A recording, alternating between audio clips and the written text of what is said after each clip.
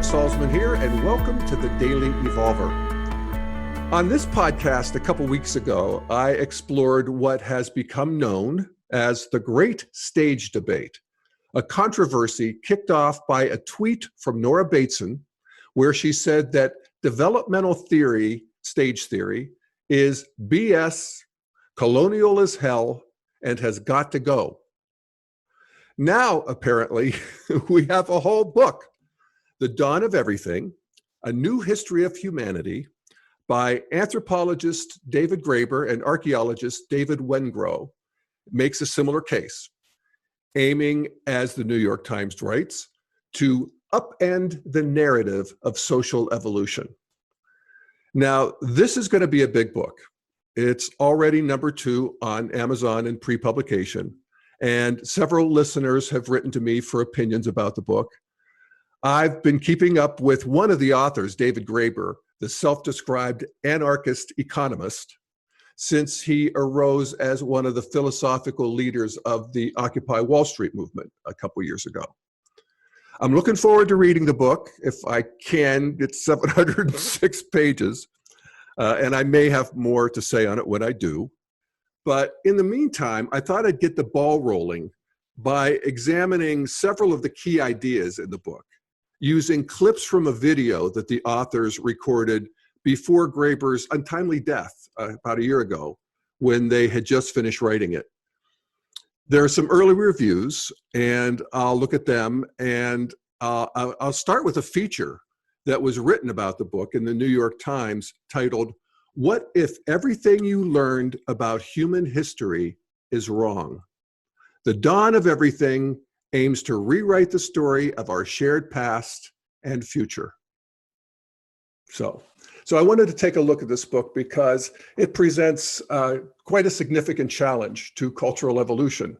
And so we'll see what we can see here. The book focuses on what is referred to as prehistory, which is the history of humanity before things were written down, generally before agriculture, and really came online about 10,000 years ago.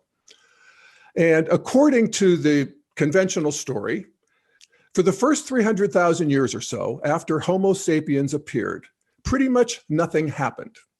People everywhere lived in small, egalitarian, hunter-gatherer groups until the sudden invention of agriculture around 9,000 years BC gave rise to sedentary societies and states based on inequality, hierarchy, and bureaucracy.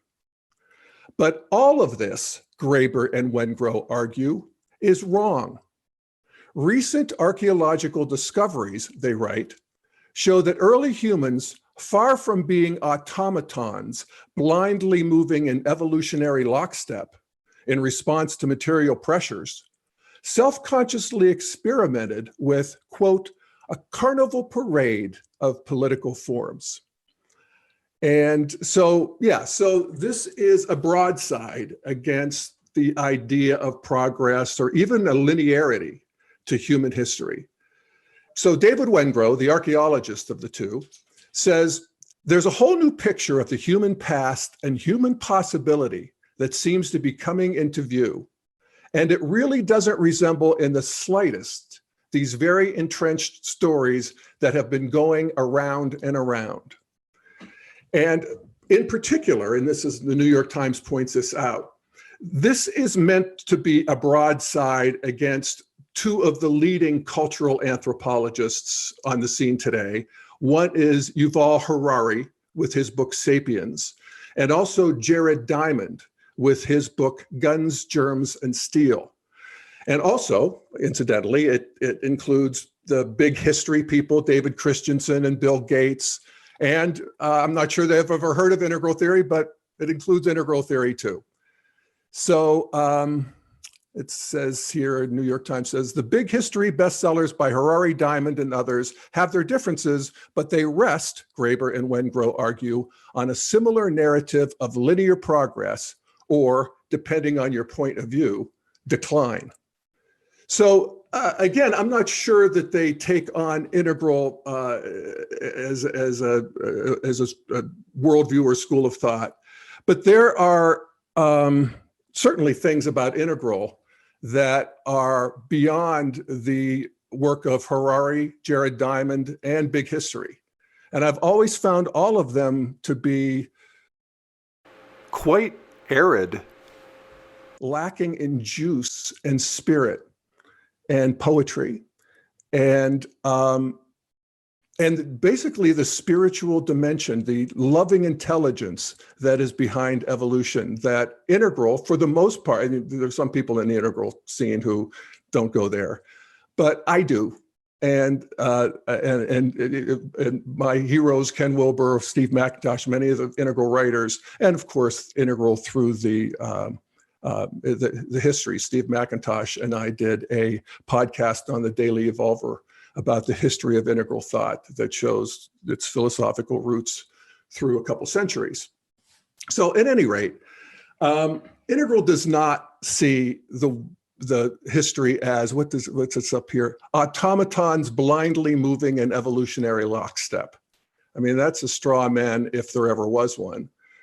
Integral actually seeks to integrate the wisdom, the stuff that we have become blind to in later stages of evolution that prehistoric societies have. And this book is, as far as I can tell, all about what we would call second and third person, political and social structures. In fact, David Graeber, in one of the videos I watched of him, argues that first person consciousness doesn't even exist. Consciousness only happens in dialogue. And so anyway, there's a couple things that are going to differentiate integral from the critique they're making. But let's look at the main themes just to let them speak in their own voice. This is from, I'm going to play 3 clips from a video that Graeber and Wengrow made over a year ago called The Myth of the Stupid Savage. And this is when they were working on their book. I guess they've been working on it for 7 or 8 years. And here they make a great deal out of, and the various reviews of the book point this out too. They make a great deal out of this idea of dual social morphology with extreme seasonal variations. This idea that in prehistory, these tribes and bands and groups of people had, first of all, complex social structures amongst each other. And they would often have a different social morphology. They would get together in different seasons and, come together as large clans and groups and what Graeber and Wengrow call states. I'm not so sure they qualify as states, but then they would go back for the rest of the year into their bands and their hunter and gatherers and so forth. So here's David Graeber talking about that. The irony is that rather than living in this sort of naive state of not having figured out complex social arrangements yet, people living in these societies with what most called a dual social morphology with extreme seasonal variations are actually way more self-conscious about social possibilities than probably anybody living today, because they completely shifted social structures every year, to the extent that in some societies people actually had different names at different times of year. So that's a big statement, that people were way more self-conscious about social possibilities than virtually anyone living today, because they completely shifted social structures every year. I mean, when I hear that, I think, really? I mean, how about people who've lived in multiple cultures? How about all of what we can see through the media and travel and education? And our self-consciousness about social possibilities is off the charts compared to what people in prehistory had, our ancestors. That's not them, it's us. So anyway, he goes on and he talks about how the different names for different times of year people would have, that they would change structures in all kinds of different ways. You might create a little king, then you would go back to your bands. And he talked about how the Eskimos had patriarchal bands, and then once a year they would have these big bacchanalias with wife swapping and orgies and so forth. And this doesn't, I'm not sure that this is a great surprise. It's certainly not to me, because I read Clan of the Cave Bear. And that's what they did in Clan of the Cave Bear, which is actually a fun novel that I did read and love back in the day. So anyway, here's another clip from the video where they talk about, just this idea of cultural evolution's got to go. So by the evolutionary, the sort of classic band, tribe, chiefdom, state hierarchy that archaeologists and some anthropologists still apply, you'd have a group that's, half the year on the very bottom of the scale and half the year at the very top. Again, that's a loose definition of state, if you ask me. But in terms of prehistory in general, I have no problem integrating new findings that I'm sure are being revealed all the time. And it's far more florid and colorful and flexible than we knew. That is no problem. And in a sense, one of the things that we have to realize if we're going to be working with developmental models around culture and spiral dynamics and so forth, is that these models do simplify things. Maybe they oversimplify things. Maybe they're simplistic in a way. And I'm happy to open that up and to see these are human beings. We're alive and creative at all stages of development and doing the best that we can with each other, sort of honoring these two impulses of humanity to both fight and friend our way forward. And that didn't happen in a certain lockstep. I don't know anybody who thinks like that. So a bit of a straw man there. Let's keep going here. I'm going to play from the third clip, which is where they talk about this phenomena that is now being seen and revealed more and more. And that is these big burial sites and these monumental altars and funereal rites, where there would be all sorts of ornamentation and regalia that, as David Wengrow said, in any other context would be interpreted as princely or regal.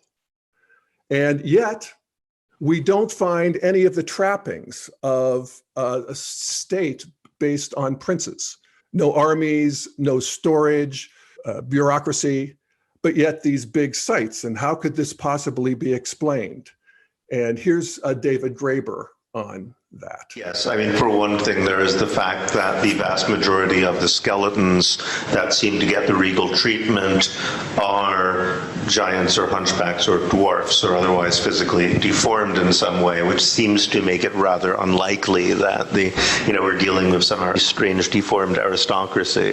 Now, if he really was a prince in the Machiavellian sense, then presumably he would have got people to do more on his behalf than just make very elaborate headdresses out of small shells. He would have had them, form little armies. So this reveals another, I think, really significant shortcoming of this book, that would be confounding to them, that there would be physically deformed hunchbacks and dwarfs and so forth that would have princely burials. It reveals basically a limitation of green postmodern thought. The postmodern progressive worldview is that everything is politics and spirit doesn't really exist. And that's my complaint about, Jared Diamond, about Harari, and about these guys too, is that, how hard is it to imagine that the shamans and the revered people might be physically deformed? First of all, they would probably be excluded from the other jobs of hunting and gathering and so forth. And two, a tribe needs somebody who's specializing in observing, thinking about the tribe, and working with the spirits and the spiritual world and being a portal to that for the tribe. And that would be just the natural fit for these people. And again, I read Clan of the Cave Bear. And that's what was going on there. The shaman, I forget his name, was physically deformed. I think he was a giant, I'm forgetting. But at any rate, if you see the world as only through power dynamics, particularly in second and third person, power over people, then, this idea that venerating non-physically powerful people meant that they were little kings without armies. That's all they got. That's the only explanation they got. But Integral has more than that. Integral takes magic seriously on its own terms. We think there is a magical dimension to life. We think that we can communicate with the natural world, with the animal world, with the spiritual world, that is all very present. And I don't know how they deal with that in this book, but everything I've seen so far says that they're, pretty blind to it. So those are a few clips there. I wanted to also address one of the big themes that they talk about and that the reviewers of the book talk about. And I read reviews from various positions. Actually, most of the reviews are coming from the left. This is a leftist stream, this book, because first of all, it takes care of the problem that any idea of cultural evolution would mean that the current stage of the culture is the best possible, or the best of any stage previously, the more evolved stage. It's not better in the sense of, is it better to be 13 than 10 years old? Well, not necessarily. There's a certain something lost there, but there's also something gained. And at any rate, growth is not optional for individuals or for cultures. And so they, at some point, and various reviewers point this out, they run into the problem of, okay, prehistory is murky, and prehistory, that can be a Rorschach. We can see whatever we want to see there because there's not a lot of evidence and no written evidence. But then we have agriculture, and the world since agriculture is pretty clearly laid out and far less controversial and open to interpretation. And so how did we get into agriculture, which of course is the beginning of, it's the fall from paradise. We leave the natural world and enter this human created world with patriarchy and power structures and permanent settlements and all of those social hierarchies and inequalities that plague us to this day, and presumably didn't plague us in earlier times. I'm not so sure about that, but that's the story. And I think these guys are basically on that page. I remember when I did actually a podcast several years ago now with Charles Eisenstein, who I like. His book was, I think it was just about to come out with the greater world our heart knows is possible, or whatever it was. And I remember him talking about how agriculture was a huge mistake for humanity. And I kind of get it. In the sense that, yes, we all kinds of horrors of history arose out of it. I'm not sure there weren't horrors before that, but it turns out that that's kind of a consensus. These guys think that, and so do Jared Diamond and Harari think that it was a mistake. And I'll read, this is from a review in The Nation by, it's a review in the Emmerholt or somebody. He writes about this problem of agriculture. He says, two popular history of everything writers, Jared Diamond and Yuval Noah Harari, have an answer. The sequence of farming, then private property, war, and states was a trap, they write. Humans entered it without realizing they wouldn't be able to leave. And for most of history, all they found was despotism and disease.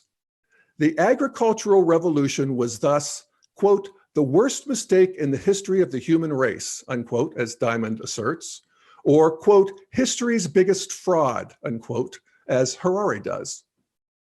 Graeber and Wengrow recoil at this explanation. So do I, but for different reasons. Were our ancestors truly doltish enough to tumble one after another into the same trap?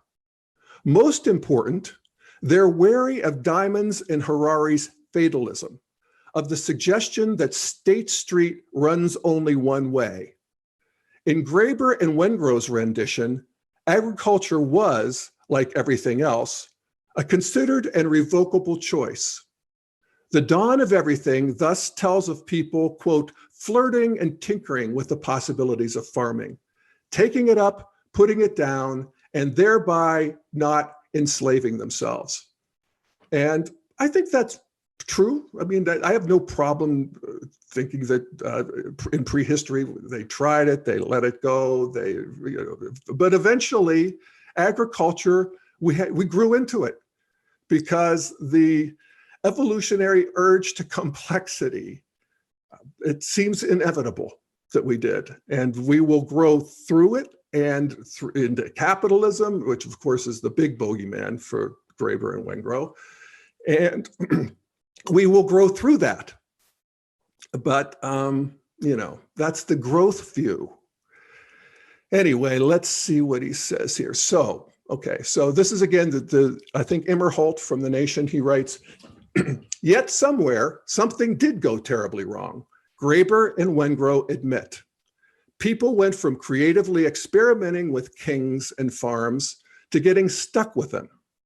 That metaphor, being stuck in states rather than evolving to them, is useful in that it suggests that people might get unstuck. Okay. It captures Graeber and Wengrow's sense that there is no natural progression from leaderless bands to sophisticated hierarchies. So again, how did the state take over? Asks Immerholt. What's exasperating about the dawn of everything is that it never really answers that question. It's not clear that they want to give an answer. To do so would be to offer a grand historical narrative, to explain, as Diamond and Harari do in Big History and Integral, how humanity moved permanently from one thing to another. Yet Graeber and Wengrow seem almost allergic to the idea that there's any natural sequence in social arrangements. There's simply no reason, they write, to believe that societies require more leadership and bureaucracy as they grow. So, yeah, they're allergic to it. That's, again, I mentioned this, Wengrow and Graeber are, developmentally speaking, these guys are green. They would be postmodern progressive. And that stage of development is marked by an allergy to grand historical narratives. I've talked about it many, many times. It's post-World War II, grand historical narratives were completely discredited, as they should be. And, to me, again, growth as the model is just so much more human and potent than, even evolution as a dry sort of it, a third person or second person it. So this first person is really important. And I can remember, again, the fall from paradise is a deep, a story with deep resonance to all humans. And I think it goes back to this idea of falling out of nature into the, artifice of agriculture and so forth. And there's, from an integral perspective, we will continue to grow until we can reclaim that. And we're in the process of doing that right now. But in the meantime, it's not pretty and it's not pleasant. And, human history is a catastrophe, and contingent human currently is a catastrophe. So, but I can remember, I think of when I first came to Boulder, I went to my first shrink. I've always been like a self-improvement junkie. And I was telling him that I don't know what's wrong with me. I'm anxious and I'm stressed and I'm depressed. And I can remember when I was a kid, when I was 6 years old, just how sparkly the world was and how much fun I had and how I didn't worry. And I want that back. And, and I remember this guy, this psychologist, he was older. He looked at me for a minute and he said, "So what? You want to be 6 years old again?" And I remember that moment. I mean, it hit me between the eyes. That's when I thought, wait a second, I think I got this wrong. I think growth is, you can't go back. But in a way, there's that, the objectification, actually, even, of these earlier stages, romanticizing that, again, I think we're going to get there again, but that we had to leave there is not, and Integral respects that. We want to integrate the deep community of these earlier stages, tribal, clannish, what of these, seasonal states that arose, the connection to earth, magic is a real thing, this immediacy of touching into life. That's all very much what, we want to reintegrate, and that is part of the Integral project. And then the final paragraph from the interview in The Nation that I like, and this is again an example of the postmodern sensibility that is at the heart of this book, the screen sensibility. And I'm going to call him Immerhalt, writes, "The effect of the contention that that evolution is not at play here on Graeber and Wengrow's narrative is profound. Once you've thrown out the notion that there's some law or pattern governing the development of societies, it becomes hard to tell any overarching story. The dawn of everything is thus less a biography of the species than a scrapbook, filled with accounts of different societies doing different things. This is very much on purpose. For Graeber and Wengrow, early history doesn't march from A to B, but instead wanders like a Ouija pointer all over the alphabet." Okay, and fair enough. That's a sort of an impressionistic view of history. It rejects, any grand narrative, and there is there's a fertileness to that kind of a view, and I'm very, I get thrilled actually by a good postmodern aesthetic where it's just this, and then there's this, and then there's this, and there's no patterns. It's just putting it all out there into a big probability cloud. And that's, I think, very much where this book is coming from.